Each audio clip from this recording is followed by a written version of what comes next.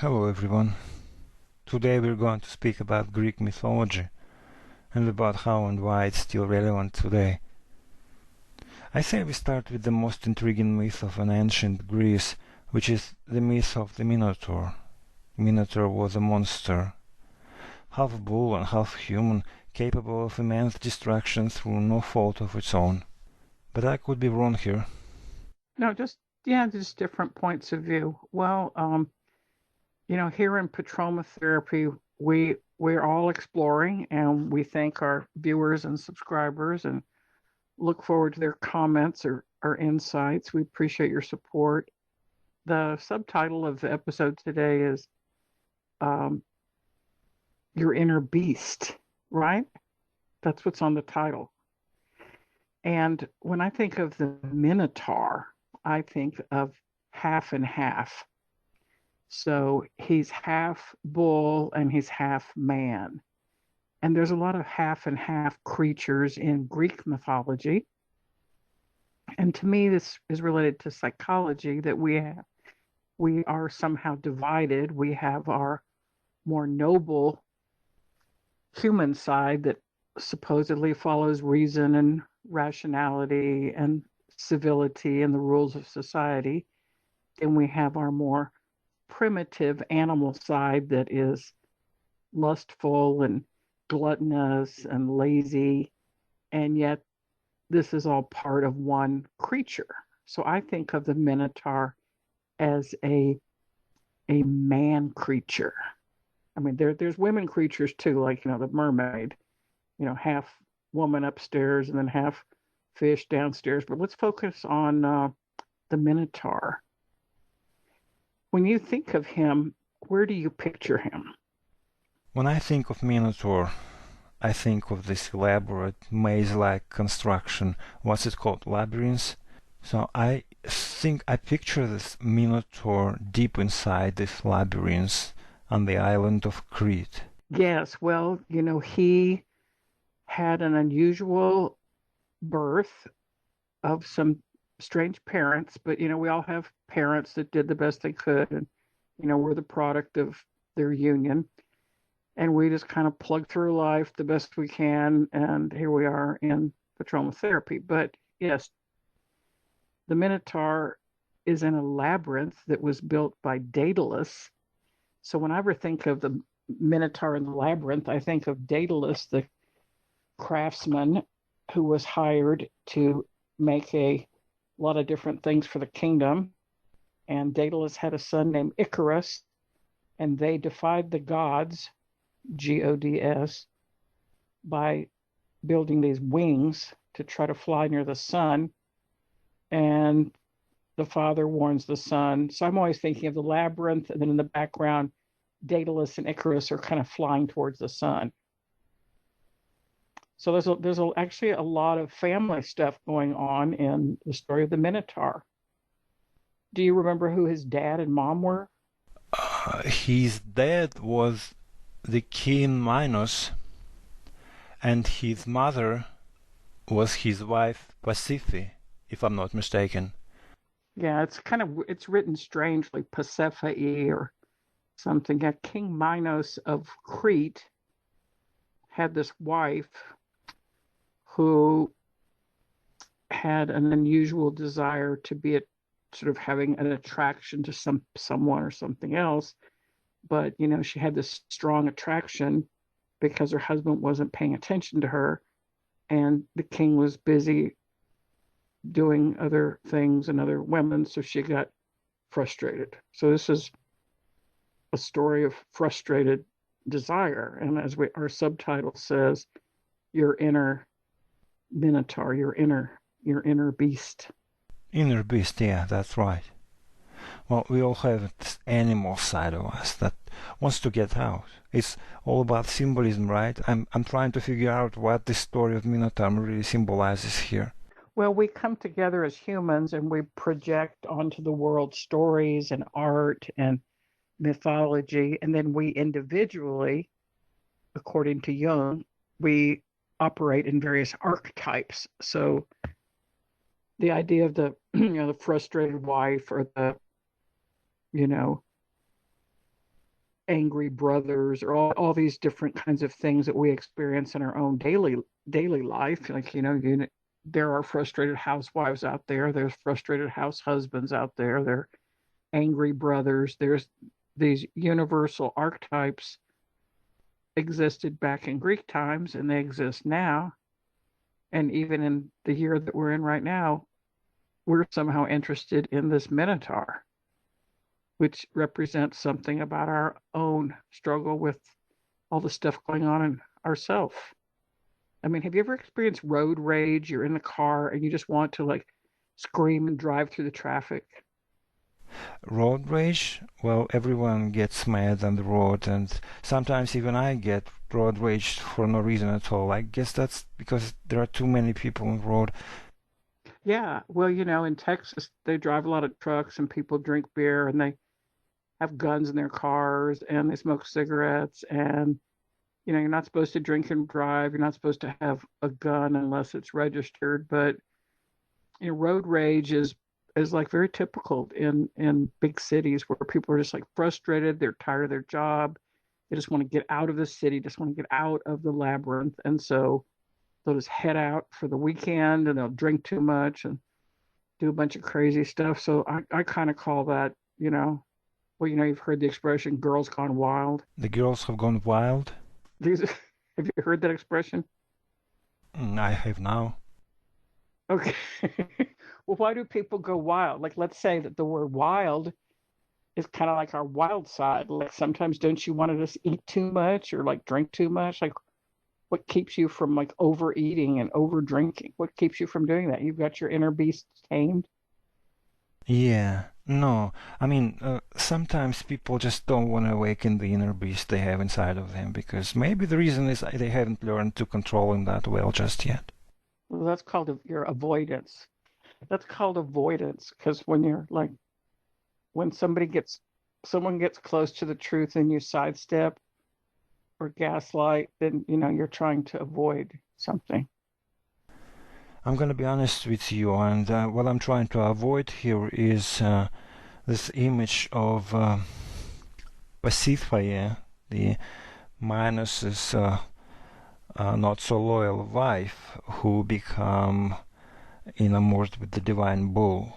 And she asked this artist, a crazy scientist, Daedalus, to build her a wooden bull that she could hide inside and use to seduce that beautiful Poseidon's bull. I just, I, you know who I'm talking about, right? The King Minos' wife. Yeah, King Minos is the king of Mycenae, and he has a wife, Persephone, who gets fascinated by this bull that's wandering around. Yeah, yeah, and somehow I don't understand. Who would have thought of that? I don't understand why.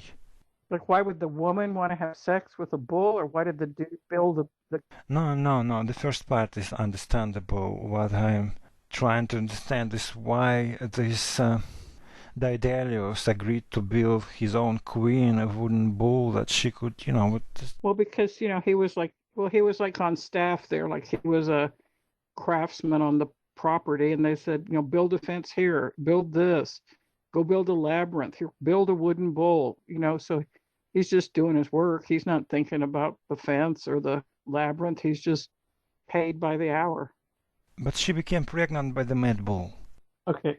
Okay, so we gotta go a lot slower. So Persephone has this baby, and boom, it's not a baby, it's a baby Minotaur. And so the Minotaur has to grow up somewhere, and it's kind of weird when you have a son who's a Minotaur, and so they figured let's get Daedalus to build a place for him to hang out. So the Minotaur is this kind of strange creature, and they put him in the labyrinth. And then, when you're trapped, you just want to get out.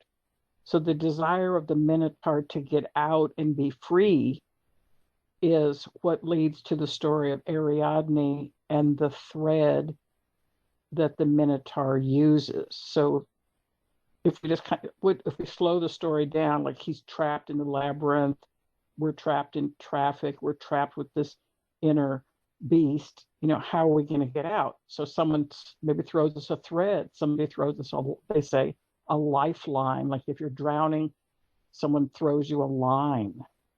So like if you're drinking too much or you're carousing around too much, it always doesn't lead to our destruction. Sometimes there's a helper that comes in. So I think the story of the Minotaur, the Minotaur is like trying to get out of the labyrinth. So pick up the story from there because it was going a little bit too fast. So what happens to the Minotaur next? Well, the Minotaur was eventually killed by the Ariadne's boyfriend. Yeah, because his girlfriend is messing with a half man, half bull. I mean, how did you feel when you were a teenager and you had a girlfriend and someone else you heard about them interested in her? Like a lot of these Greek myths and stories are about anger and revenge. And, you know, here Ariadne is trying to help the Minotaur and she's already got a boyfriend. So why is she messing with the Minotaur? She must have liked the Minotaur. She did? Well, I'm totally confused who liked whom and what was going on in the story by now. That's why I think it's kind of hard to get so many stories going. I kind of want to like loop back into the idea of the maze. In Texas in the fall, they have hay mazes where they take these bales of hay and they'll create these mazes or like a labyrinth that you can go in. And some of the hay mazes or labyrinths are 50, 60, 200, 300, 1,000 bales of hay. And you pay to go to these fall festivals and you go into the maze and you try to get out. So it's kind of like a yearly ritual. They do it a lot in Texas. They do it a lot. They have the fall festival and they have hay rides and you can drink cider and it's kind of nostalgia going back to the past and the idea of entering into a maze and then figuring your way out makes you feel good. So you might pay, $5 or $10 or $25 for your whole family to go into the maze. Do they do anything like that in Russia? Like what? Families going into mazes? Not that I know of, no. But tell me, if there is a need for husband or wife to tame that part of the mind that reacts, that the inner reptile, would the labyrinth help? Well, if we're thinking about taming this inner part of ourself, I'd like to kind of go back to the idea of the split self, which Sigmund Freud is a psychologist, founder of, analytical psychology and psychosexual development. He said, we first are born and we're pure id. That's just pure physical needs. We need to eat, we need to drink. So that, the mother's breast is there. Like an infant is not walking around in the kitchen thinking like, should I have a Pepsi or should I have a Coke? So the first part of the personality to develop is the id. And then around age 1.5 or 2, the rules of society come in there, the superego, like, don't do this, don't eat too many cookies, don't hit your brother, don't do this, you have to go to sleep now. So we have this pure id in conflict with the rules of society. And they usually call it the terrible twos, like around 2 years old, kids are like difficult to deal with. But somehow we grow up to become functioning adults, just like you and me here in therapy. So there's. And I like it. I mean, considering that we've just started therapy a couple of weeks ago. Anyway, since you mentioned Freud, let me add that his thought was heavily influenced by classical Greek mythology and philosophy. Well, I also think that Freud talked about this original energy that we have, which he called libido, and it was a kind of sexual energy, and that libido or energy was located in different parts of the body as a person grew up. So your first zone is your mouth, and then you have to learn how to use the bathroom, so it moves down there, and then you kind of figure out attraction, so it moves to the genitals. And so the idea of the erogenous zones, the zone of pleasure, like I don't know, a lot of people thought like, well, people only have sexual feelings like once they're married. And then Freud was like, nah, I've been like interviewing all these women, they've been laying on my couches and telling me stories and dreams, and all these crazy dreams are coming up, and then he just started figuring out that a sexual identity and feelings and energy and all this didn't just start in adulthood. It had these roots in the past. But Jung is much more forward looking, that the archetypes pull us forward, and Freud is like, let's dig back into the past and see where you're stuck and see if we can get you like unstuck. That's right. That was that. That's what I was trying to say. No, I, I, I was just trying to like trying to help you say it. So so these topics of like anger and frustration and road rage and attraction in general, these are the forbidden topics. We're supposed to be polite, we're supposed to be civil, but we all have these feelings or urges, and that's why I think the Minotaur is kind of a attractive creature, like worth exploring and worth reading about. I mean, he's half man, he's half beast, and I think sometimes we all feel that way. I mean, there's other stories like the case of Jekyll and Hyde. We think that these are two people. It turns out just to be one. Or, Frankenstein or the Heart of Darkness. All these stories about this inner dark creature that we have to live with daily. Oh, exactly. And also in our days of like science and rationality, which explains almost everything, or at least we think like it does, we cannot dismiss the old myth or legends as archaic explanations of something long. Right. But I mean, we're not looking for it as like a, I don't read the Greek myths to understand how I came into the world. I understand I've got a mother and a father. I have light eyes like my father. I have, dark hair like my mother. I understand the science of where it came from, but the kind of more psychic, existential, philosophical questions of where did I come from? What am I doing? And where am I going? I think the Greek myths and many myths still speak to us today in 2020. That's right.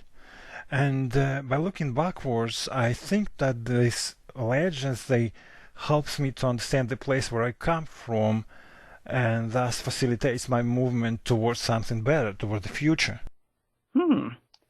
Well, that sounds like an ending. Let's wrap it up for today, and perhaps we'll do another episode on the Minotaur, your inner beast. Thanks for listening.